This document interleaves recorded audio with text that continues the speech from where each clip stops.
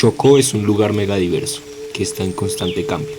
Es un lugar que está lleno de diferentes formas de vida, que se interconectan entre sí y crean una red de vida que es el claro ejemplo del término biodiverso.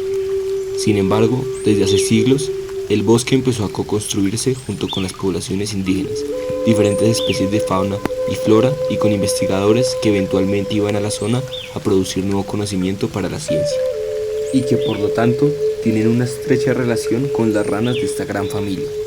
Digamos, yo trabajo en general con el herpetofauna y mi línea de investigación va hacia ecología de comunidades bióticas. Yo trato de ver al herpetofauna como un gran grupo, ¿sí? Yo trato de no sesgarme por ninguno, porque siento que todas las especies necesitan ser conocidas. Si me sesgo por unos poquitos, pues voy a dejar de visualizar otras especies que nadie les para bolas. Sin embargo, sí, digamos como anécdota, mi segunda investigación fue en Gorgona. Yo estaba acabando mi trabajo de pregrado en ecología, ya me estaba graduando, y de ñapa me fui de guardaparques con mi novia y nos fuimos a hacer un proyecto a Gorgona y viví allá 2 meses.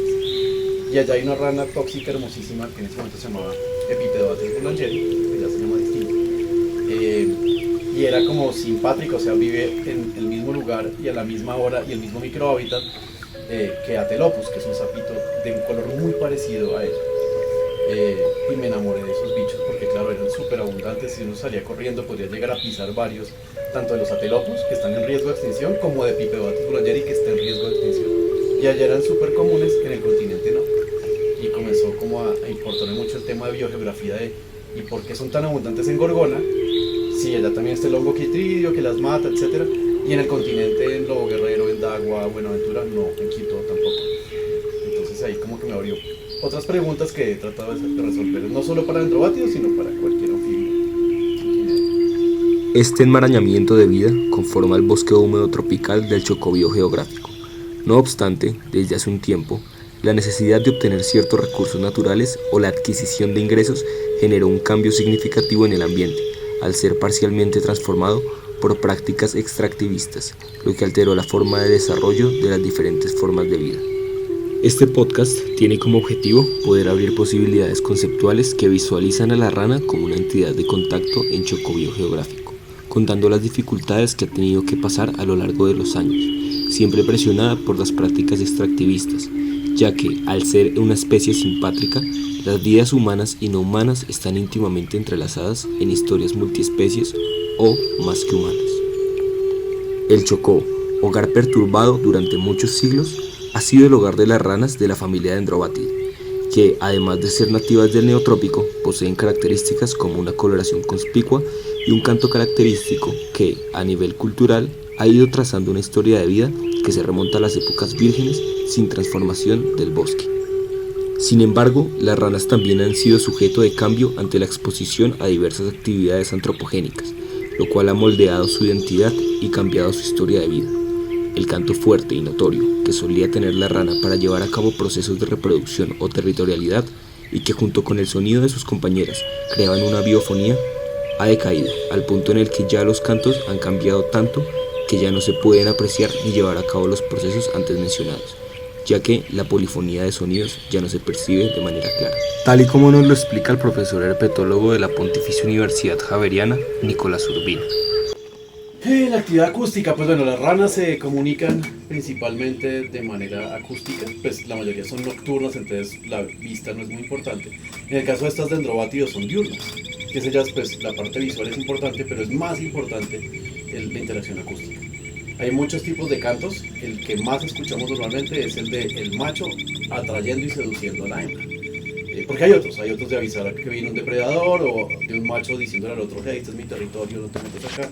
Pero el más común es el de la selección sexual. En ese sentido, la hembra selecciona al macho, no el macho a la hembra. Si la hembra comienza a seleccionar entre varias opciones y dice, quiero tener hijos contigo, que cantas de tal forma. ¿Qué pasa cuando llega el ser humano? En la naturaleza siempre hay ruido, ¿sí? Hay lluvia, hay cascadas, hay ríos, riachuelos, y eso se llama, se llama geofonía. Y también hay ruido de animales, ¿sí? Grillos, pájaros, búhos y ranas, eso se llama biofonía. Cuando llega el ser humano y mete el ruido antropogénico, que se llama antropofonía, eso no es normal en un paisaje. Pero pues pensemos que desde hace cuánto están sonando aviones encima de cualquier ecosistema. también, de hecho dejaron de escucharse algunos ratos, una maravilla. Cuando ponemos una carretera, pues entonces también hay otro sonido distinto, y en la medida que hay dragas, por ejemplo, de minería, pues hay otro sonido distinto.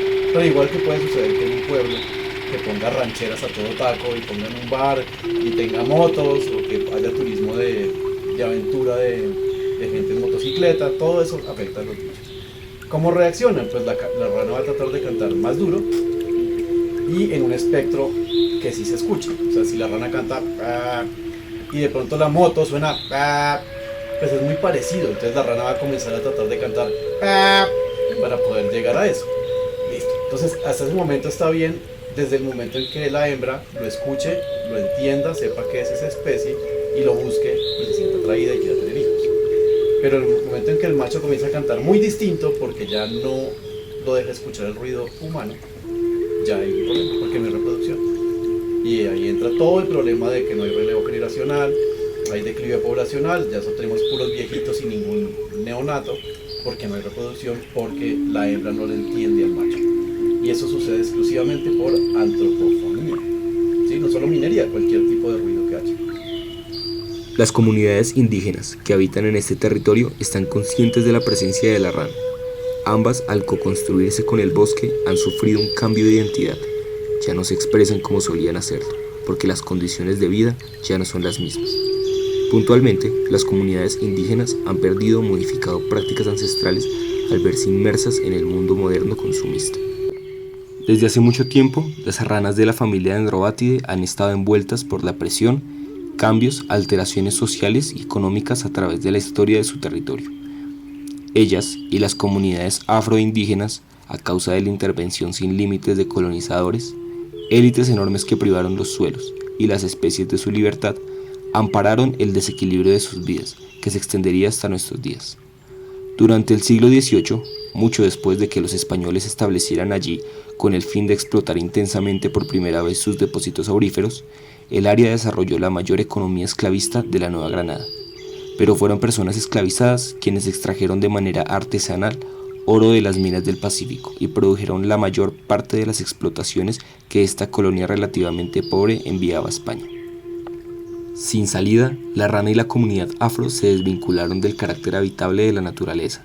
Desde ese punto, ni un río servía para esconderse de la violencia, pues se había convertido entonces en una ruta de transporte. La rana y los humanos colonialistas se volvieron enemigos, cuando la economía minera, organizada en torno a la extracción de un medio de intercambio, facilitó la búsqueda de la libertad de los humanos. La búsqueda de oro durante la colonia inició una tendencia que terminó por caracterizar a la región y por deteriorar el cuerpo y hogar de la rana. A largo plazo, la extracción de recursos naturales se mantuvo, al menos hasta hace muy poco, como la columna vertebral de su economía. La naturaleza y la rana fueron resilientes a la explotación de recursos naturales, puesto que nadie había plantado el oro o las palmas que producían las valiosas semillas. Esta economía extractivista permitió la formación de un tipo muy particular de campesinos, para quienes la libertad implicó grandes cambios. Estas presiones socioecológicas reflejaban la relación con la tierra, que se muestra como un medio de libertad, pues el ser humano y la naturaleza evolucionan juntas en profunda procacidad. En este caso, la producción consistía en extraer elementos de la naturaleza y de esta manera convertirlos en mercancías. Es decir, no se trataba de agricultores, sino de personas que lograban la alquimia de transformar. La rana se envolvió entonces en una colonización de la tierra, del agua y de los árboles, de la que no se pudo esconder por más pequeña que fuera. La historia de la avaricia arrasó con comunidades afro e indígenas, y por sobrevivir, las comunidades acabaron con ella, como todo en una jerarquía de la vida. Después de esto, las escuelas y el trabajo misionero fueron las principales formas en que las élites trataron de mejorar la supuesta condición miserable de las comunidades afro e indígenas, para así permitir el progreso de la región. Pero estas acciones empezaron a cambiar progresivamente el modo y las dinámicas de relacionarse que tenían las comunidades afroindígenas con su entorno, y por consiguiente las condiciones de vida de la rana, de nuevo que la empezaron a afectar directamente. Con el paso de los años se ha venido forjando una estrecha relación entre las comunidades indígenas en Vera y la rana, pero las crecientes actividades extractivistas han fragmentado su hábitat. La problemática que persigue la rana es la modificación de sus ecosistemas, trayendo como consecuencia el desplazamiento de ellas, y en muchas ocasiones no logran desplazarse y mueren en el intento. La rana ya no es una sola rana, cuya presencia o ausencia influye en el equilibrio de los ecosistemas. Es ahora el ente que tiene conexiones en la vida diaria de las comunidades. Es aquel cuyo hábitat se ha distorsionado por las prácticas que no toman en consideración a su hogar y a toda la historia que tiene por detrás. Por consiguiente, es importante que hagamos una reflexión empática sobre la rana y nos preguntemos si ella pudiese hablar y darse a entender a la especie humana, ¿qué nos diría? ¿Y qué nos contaría sobre las afecciones de las economías extractivistas sobre su historia de vida? Pues diría que más o menos el 40% de las especies están amenazadas. O sea, hay como unas 190, 200 especies de la familia Dendrobatidae, y más o menos como unos 90 y tantas especies, como 80, están amenazadas. O sea, están en alguna categoría de amenaza. Es decir, si no hacemos algo pronto, pues van a desaparecer. Van a tender a tener un declive poblacional, a reducir su extensión geográfica hasta que desaparezcan. Y dado que estos son organismos exclusivos del neotrópico, pues es algo que nos interesa mucho como colombianos. Colombia tiene por ahí el 50% de los dendrobátidos del planeta. Entonces, es una competencia mayor para nosotros que para otros países. Entonces nos contarían eso, que si son ranas colombianas dendrobátidae, que por favor las cuidemos mucho. Son supremamente amenazadas por tráfico ilegal, como son tan bonitas. Pues mucha gente las quiere de colección. Históricamente los alemanes han sido obsesionados con las ranas tóxicas de la familia Dendrobatidae, tanto por sus alcaloides y desarrollos biotecnológicos y patentes, como por mascotas. Y si ustedes ven los primeros artículos científicos sobre toxinas, están en alemán, por allá en los años 70, de gente que vino acá, se robó los conocimientos, los publicó por allá en alemán y ni nos enteramos. Ya no sucede eso, ya ahora sí hacemos colaboraciones científicas, ya ese colonialismo de la ciencia se ha reducido un poco y ya colaboramos ampliamente con muchos colegas. Entonces, pues en cuanto a mascotas, pues nos dirían, por favor, no nos usen de mascotas. Les diría también a las personas que trabajan con turismo local, pues que no estén traslocando poblaciones de sus hermanos y primos, porque eso es lo que está sucediendo mucho con el turismo de ranas tóxicas. Para que el turista pueda ver todos los morfotipos cromáticos, digamos, o pues todos los colorcitos de las diferentes poblaciones, entonces las colectan en diferentes lugares y los ponen en un mismo sitio para que el turista vaya y le toma fotos. Y eso se está tirando la genética de las poblaciones. Entonces el turismo, en vez de servir de conservación, se está dañando la diversidad genética de las ranas tóxicas. Y lo último que nos dirían es que pues dejemos de deforestar, porque dependen, pues como cualquier rana de piel delgadita, depende mucho de la humedad del ambiente, del sombrío que le da el bosque, y cuando se pierde el bosque, pues esos bichos, muchos no son capaces de atravesar los potreros, más aún que son diurnos, entonces pueden ser depredados muy fácilmente por mascotas, por especies invasoras, por organismos diurnos, además de que se pueden deshidratar y morir pues, en el intento de atravesar un potrero. Sin embargo, a pesar de que las actividades extractivistas originan los inconvenientes que ponen en duda la supervivencia de la rana, siempre se intenta pasar por alto su presencia y el impacto en las demás expresiones de vida. La minería también tiene una relación directa con la rana, ya que al hablar de ella, observarla en fotografías, escuchar historias sobre ella, etc., hace cada vez más palpable el dimensionar las relaciones que se desprenden de este animal. Ella tiene una conexión directa con los funcionarios mineros que llegan a su territorio. Tiene una relación directa con las máquinas que se encargan de fragmentar su hogar, con las hormigas, las moscas, los grillos, escarabajos de los cuales se nutre, también de los depredadores naturales que se alimentan de ella. Por esta razón, ella no es únicamente un ser vivo en medio del choco biodiverso, es un ente que trae consigo historias que cuentan relaciones a lo largo del tiempo. Esta problemática de la minería debe ser reevaluada y pensada para que al momento de ejecutarse no genere tantas repercusiones a las expresiones de vida que allá habitan. Estamos de acuerdo al decir que la minería no será una actividad cuyo futuro sea incierto a corto plazo.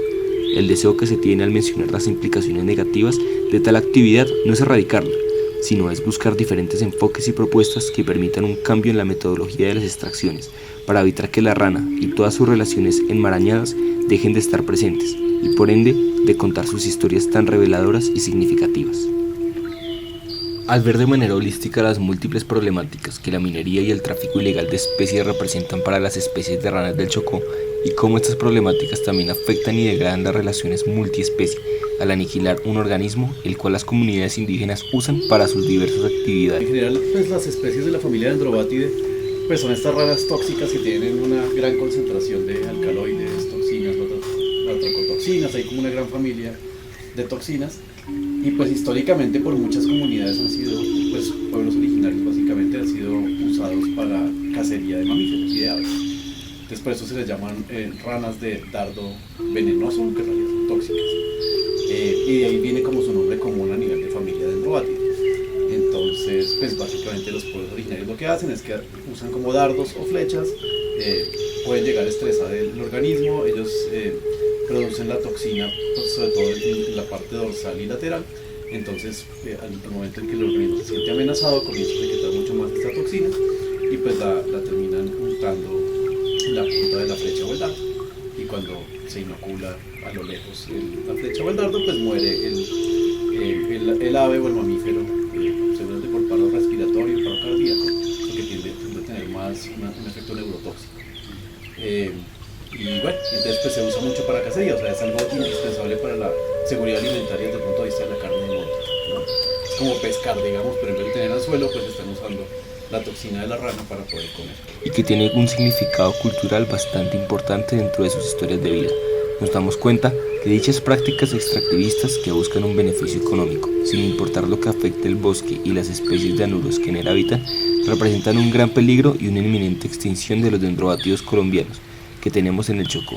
Esta inminente extinción solo se puede detener si tomamos acción ya sobre los modelos económicos que estamos desarrollando en esta región del país, por lo que necesitamos realizar un plan de manejo sostenible que sea capaz de mantener una actividad económica sin destruir el ecosistema, sin afectar tan drásticamente las poblaciones de las especies que están relacionadas con esta rana tóxica, priorizando así la importancia de conservar los dendrobátidos y sus múltiples funciones en la delicada red natural.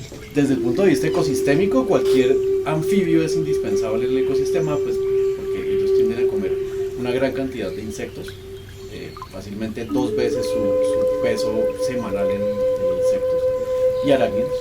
Y muchos de esos insectos, pues si lo traducimos ya un poco desde el punto de vista como de servicios ecosistémicos, pues entonces pensemos insectos, muchos son benéficos, pero muchos también pueden ser malos para el ser humano.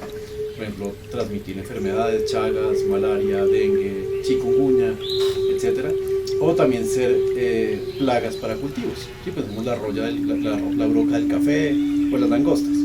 Entonces, cualquier organismo que sea insectívoro nos va a proveer ese servicio ecosistémico de poder controlar y regular poblaciones de insectos que se pueden volver plaga o que pueden dispersar o transmitir enfermedades al ser humano. Y ahí eso se consolida como un servicio ecosistémico. Pero de todas formas, sin pensar en el ser humano, pues son indispensables en el proceso ecosistémico, sin nada de servicio. Desde el punto de vista de materia de flujo y energía, pues son organismos que son muy abundantes en el ecosistema. Si sumáramos cuántas toneladas de anfibios versus cuántas toneladas de aves o de mamíferos hay en un ecosistema, pues fácilmente puede llegar a haber más kilogramos o toneladas de anfibios que de otros vertebrados. Sí, obviamente quitamos artrópodos, que es donde hay más peso en el ecosistema, pero estos serían los que más aporte de materia y energía están aportando. Por medio de la restauración activa y pasiva, del monitoreo por parte de los habitantes y de la ciencia rural y ciudadana, y de planes de manejo comunitarios que brinden otras oportunidades económicas diferentes a la minería y al tráfico ilegal de especies a las personas que habitan en el Chocó, se pueden recuperar las poblaciones de dendrobátidos, reestructurando las relaciones multiespecie que estas ranas representan para las personas y para los ecosistemas a los cuales les importa conservar y vivir en una casa común junto a estos maravillosos organismos. Este podcast nos hace caer en cuenta que muchas veces no se toma a la rana como actor y no la dejan participar en las discusiones, pasando por alto que ella también tiene voz y voto. Al tenerla presentemente activa en estas decisiones y dejando en el olvido su papel pasivo, podemos verla como un sujeto histórico que cuenta sus situaciones y acontecimientos en el Chocó. Las problemáticas que enfrenta la rana en esta zona no solo la afectan a ella, sino a cada expresión de vida que está históricamente unida a ella. Es por esto que, si bien las actividades extractivistas y el tráfico ilegal generan efectos negativos en los ecosistemas, ellos también hacen parte de la historia de vida de este animal. Por lo tanto, no hay que evitarlos o eliminarlos del historial del Chocó.